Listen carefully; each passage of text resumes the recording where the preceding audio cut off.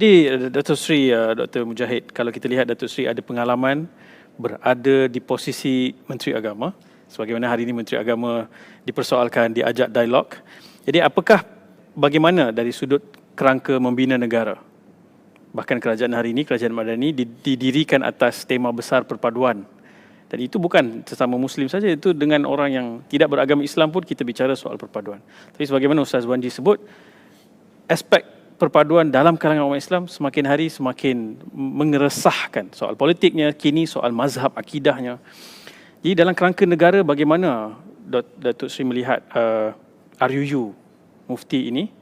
Apa mungkin impaknya, sama ada jika ia lulus atau tidak lulus, itu bicaranya nanti di Parlimen, tapi apakah telahan awal Datuk Seri melihat isu ini? Silakan. Bismillahirrahmanirrahim. Soal legislatif, saya rasa saya lebih selesa untuk bercakap atas sisi ini.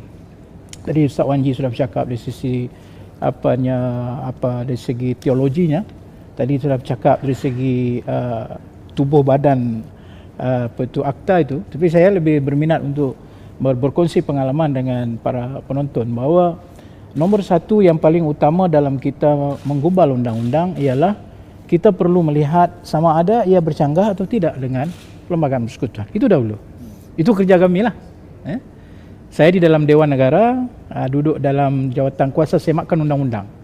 Maka kita ada benchmark kita untuk kita melihat sama ada undang yang akan diketengahkan itu bercanggah atau tidak dengan Perlembagaan Persekutuan. Pastinya akta RUU Mufti 2024 ini tidak bercanggah. Pertama kerana Islam itu agama persekutuan. Dan apabila Islam itu agama persekutuan, maka kita sendiri sedia maklum bahawa semangat dalam di situ bukan sekadar ianya hanya satu yang bersifat simbolik, tetapi diberikan privilege. Seperti adanya peruntukan dari kerajaan untuk membuat sekolah-sekolah Islam, untuk pembangunan Islam. Bahkan hari ini kita sudah ada undang-undang kewangan Islam yang disebut secara terus terang segala istilah-istilah yang tidak riba dan sebagainya, musyarakah, mudharabah, ya, dan ada peruntukan pula dalam bajet baru ini 100 juta untuk peruntukan kewangan Islam. Jadi soalan pertama itu selesai, bahawa siapa yang di kalangan kita yang mengatakan bahawa akta RUU ini bercanggah, tidak bercanggah. Sebab itu satu peruntukan di mana di peringkat wilayah persekutuan soal pentadbiran Islam itu terletak di peringkat persekutuan, dan apa-apa undang-undang yang hendak dibawa perlu dilalui lewat Parlimen dan di negeri-negeri lewat ADUN, Dewan Undangan Negeri. Jadi itu satu selesai bab itu. Ya, saya tidak ada isu dalam soal ianya yang setengah-setengah mengatakan bercanggah dengan Perlembagaan Persekutuan. Yang kedua, kita juga perlu melihat dari sudut undang-undang itu sejauh manakah ia dilihat sebagai undang-undang yang tidak menyisihkan kelompok-kelompok tertentu di dalam undang-undang tersebut. Itu perlu dijadikan orang kata standard dalam kita menilai. Dan kemungkinan dari sudut saya melihat dalam konteks itulah mungkin di sini ada isunya yang bukan dilihat dari sudut teologinya, tetapi lebih dilihat dari sudut roh dan semangatnya. Contoh, kalaulah kita menyatakan Ahli Sunnah wal Jamaah, itu keyword dia di sini ya, itu keyword dia. Tema besarnya itu Ahli Sunnah wal Jamaah bagi membezakan beberapa perkara. Kalau dahulu Ibnu Abbas ketika dia membawa ayat yauma tabyaddu wujuh wa taswaddu wujuh fa ammal ladzina swaddat wujuhum akafartum ba'da imanikum, dan fa ammal ladzina byaddat wujuhum hum fi rahmatillah hum fiha khalidun, itu dalam surah Ali Imran. Pertama kali perkataan Ahlus Sunnah wal Jamaah itu disebut di dalam tafsir. Yang paling awal istilah Ahlus Sunnah wal Jamaah itu dia kata yang masuk syurga putih mukanya itu adalah Ahlus Sunnah wal Jamaah. Itu perkataan pertama yang ni. Tapi dia tidak menjadi istilah. Dia sekadar satu ungkapan untuk menggambarkan inilah orang yang ikut jalan Nabi SAW, dan kemudian dia berkembang kepada istilah teologi. Ketika perbahasan dengan kelompok Syiah dulu sebelum Mu'tazilah. Jadi bila Syiah muncul, maka Syiah pun tidak kata pada awal tu dia kata dia Syiah, tetapi fahaman mereka itu membawa kepada satu istilah yang mengatakan ini Syiah. Jadi untuk membezakan bahawa ada beberapa perkara yang agak berbeza dari sudut yang asalnya itu, yang dikatakan salaf itu, maka dibezakanlah ini Ahlussunnah wal Jamaah, ini Syiah. Datang kemudian daripada itu perkembangan teologi kita, lahirnya Mu'tazilah.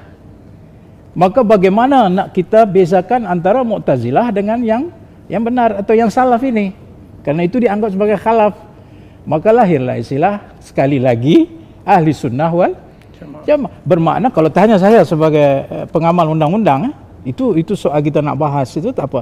Tapi dari segi pengamal undang-undang, mengapa satu perkataan yang sudah jami' dan mani' yang konklusif hendak dikeluarkan dengan meletakkannya secara spesifik? Saya hanya bercakap dari sudut undang-undang, saya tidak bercakap dari sudut teologi apa itu, kita boleh bahas. Itu tak akan habis tu. Dah beribu tahun dah bahas. Tapi dari segi perundangan, kan elok kalau satu istilah itu sudah inklusif, sudah jami', sudah mani' istilahnya, sudah terangkum dalamnya itu maknanya apa. Ahli Sunnah dengan membezakannya dengan Syiah, membezakannya dengan Ahli Sunnah wal Jamaah, bahkan dikatakan yang dikatakan Ahli Sunnah wal Jamaah itulah majority umat.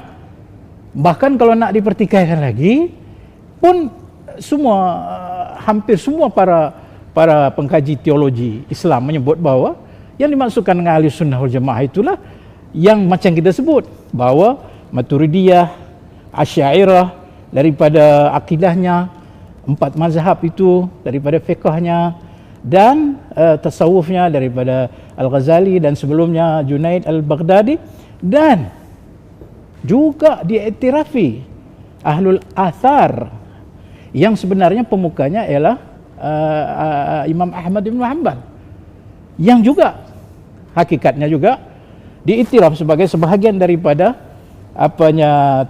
manhaj ataupun kaedah teologi yang dipakai. Tapi biar kita bincang sekarang, Ahli Sunnah itu dah masuklah semua tu.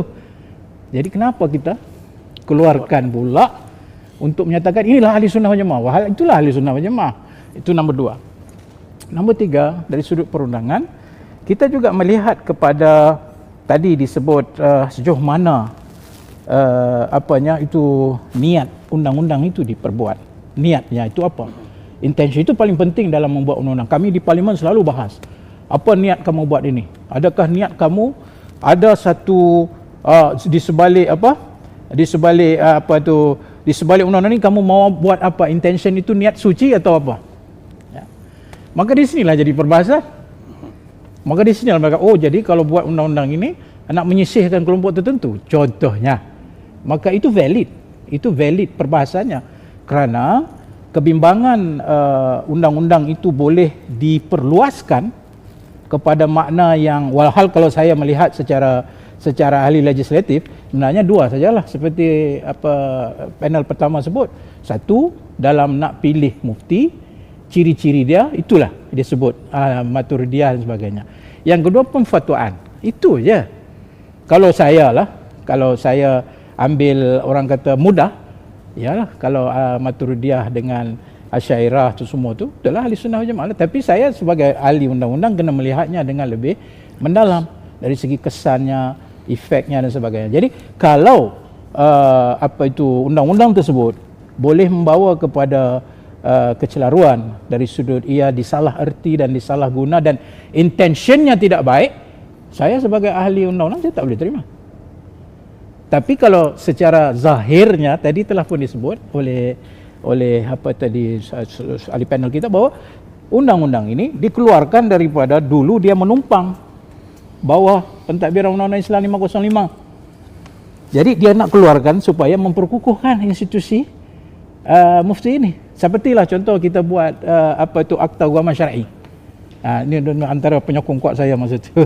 Akta Agama Syar'i dia memang ada dalam pentadbiran undang-undang itu, tapi kita keluarkan dia sebagai satu undang-undang tersendiri, Akta Agama Syar'i 2009. Jadi intentionnya sangat jelas, iaitu nak memperkukuhkan kita punya peguam-peguam syar'i contohnya.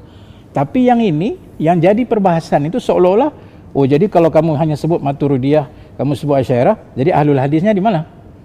Maka disitulah jadi perdebatannya. Tanpa saya menyorot masuk apa masalah perbahasan teologi. Dan yang akhirnya sudah tentu dari sudut undang-undang, kita juga melihat kesan apakah ia membawa kepada kesatuan atau membawa kepada perpecahan dan sejauh mana ia diperlukan dalam konteks hari ini. Dan saya ada satu masalah besar di sini. Selalunya bila ia dibawa ke dalam proses demokrasi, iaitu perlu diluluskan di parlimen, kita tidak boleh hadkan orang untuk jangan berbicara. Ya. Kita tak boleh hadkan orang, kamu kena sokong. Dia ada conscious dia punya domir masing-masing atas ilmu dia dan di sini masalah Ustaz. Apa masalahnya? Kalau tolak akan makna kamu menolak Islam.